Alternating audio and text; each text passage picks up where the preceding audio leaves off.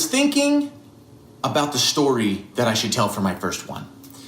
It had to be relatable. It had to be something that everybody can get a hold of, can know, that they experienced. I was thinking, then it hit me. True love. True love. Everyone has a story of their first true love, and I intend to share mine with you. Now, in order to get there, we have to go way back, because I started early, y'all. If we were in a room of stories, we'd have to go to the back wall of that room, and at the bottom, there'd be an air vent. We'd go in the air vent all the way to the very back. That's where this story begins. Of course, I'm talking about kindergarten. My first true love. Before I tell it, I gotta say this. I don't know. I have no idea where little boys, little men, develop the need or desire to be the hero. I don't know. I don't know where it comes from that we want to be the slayer of dragons or the protector of princesses. It's just there. I don't know if it's genetics. I don't know if it's cultural. I assume it's Disney, but I have no idea. I don't know. That said, kindergarten. We're outside. We're playing kickball. Okay?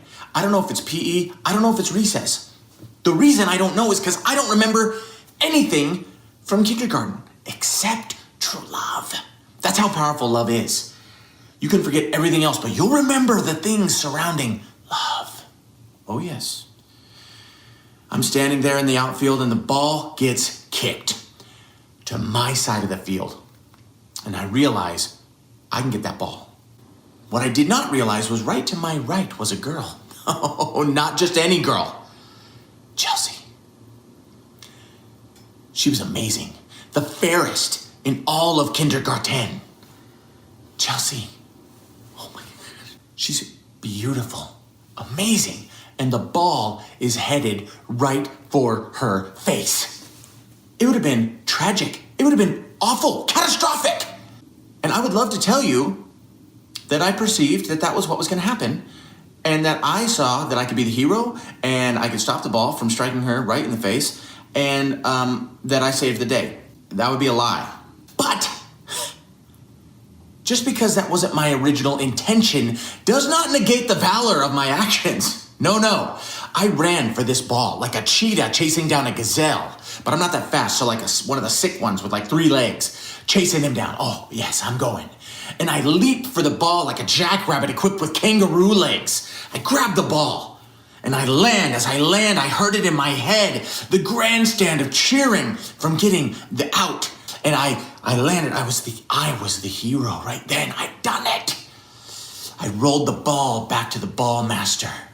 I tipped my hat to the boy who had just outed. And as I turned around, there she was, staring at me. But not just staring at me, she was staring right at me with the look that says, I love you. She stepped forward and she said, you just saved my life. Now, I didn't contest her because 1, I did. I didn't know I was, but I did.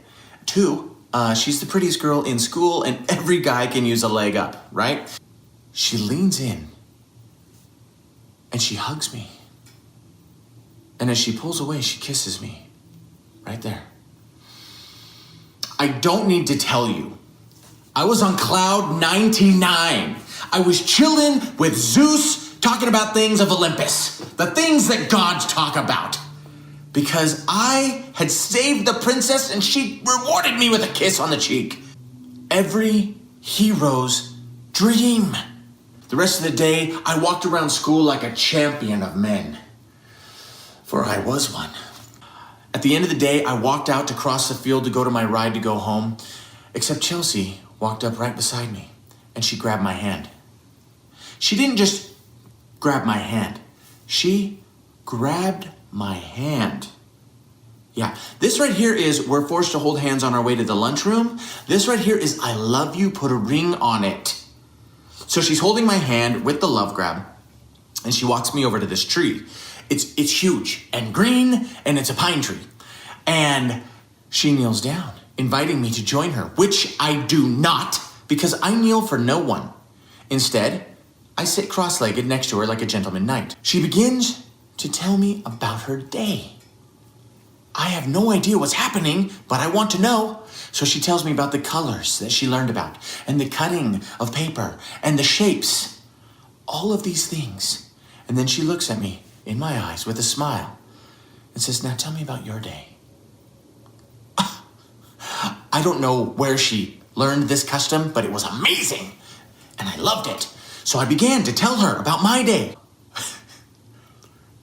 Now here's the part that I was too little to understand. We were in the same class. I literally recounted the same day that she had just recounted to me back to her, but she just ate it up. Just ate it up like it was brand new knowledge. So we get done, we stand up to leave, and she kisses me again, right there on the cheek. Oh man, I'm in deep. This continued for a few days, every day it was the same custom. Tell each other about our day and a kiss. Sometimes it'd be right here, but every once in a while, it'd be right here. You know what I'm saying? Never here, that's forbidden. But right here, just right.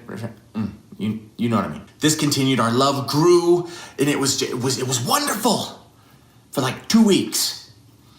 And then some outside forces intervened. The evil queen attacked the princess's love with the knight. I also call this queen Mom. She informed me one day after our custom, I do not have time to sit around and wait for you to talk with some hussy. Her words, not mine, I would never speak of my beloved like that. I said, Mom, no, you don't understand. This is love. I have nothing on my schedule. I have time for love. She didn't agree, but she was very convincing because I had done enough things wrong in my life at that point to know that the wrath of Mom was severe. I go to school the next day. I pull Chelsea aside, which was weird because we only spoke after school. The rest of the day was ours. I pull Chelsea aside and I say, my love, I regret to inform you that I will not be able to accompany you after school today for our custom. And I fear this is a permanent occurrence. Except for I was in kindergarten, so it was more like, Mom won't let me play with you after school, so I have to leave right away. Okay, bye. As soon as I said it, I saw it in her eyes, the heart break, the breaking inside. I saw her destroyed. But I'd already thought this through. I knew it would hurt. So I came up with a solution, because that's what heroes do. Tomorrow, we could meet at our tree at recess. And we could tell each other about our days after school. And then we could do that whole kissing thing again. Yeah? Yeah? Yeah? What do you think? She looked me right in the eyes with the pain and the love mixing. It was turmoil, a tempest inside. And I'll never forget what she said to me. Most of that is because I'm still not 100% sure I know what it means. But she looked me right in the eyes and said, Mama's a Rolling Stone. She walked away. Now I've done a lot of research and I realized what that means. I've translated it into, I love you more than anything on this planet. You are my one true everything, my knight in shining armor, and I don't know how I will continue without you. That's a loose translation, but I'm pretty sure that's what it means. That day at the end of school, I walk out for my ride, immediately following the orders of the queen, and I look over to our tree. And there's Chelsea. Sharing our custom with another boy. What? No! And then it hit me, she's covering her pain. And she continued to do so with every boy in class, in school, in all of kindergarten. She shared our custom with all of them. But I knew that she was just covering her pain. Like lots of covers, all of the, like our love in a Ziploc bag, then in a Tupperware, then buried in a hidden mountain lake. That's how deeply she covered this. I know what you're thinking. Matt, she didn't really love you. When you were not there, she just moved on to the next boy and continued to do so for the rest of the school year. That's just how it went. It wasn't true love. Well, you'd be wrong. On the last day of school, I'm sitting there enjoying a juice box, apple, if I'm not mistaken, and she walks up to me.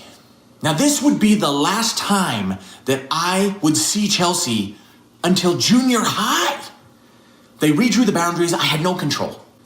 She walks up to me and she hands me a note, turns around and walks away without saying a word. I open the note and it says, "You were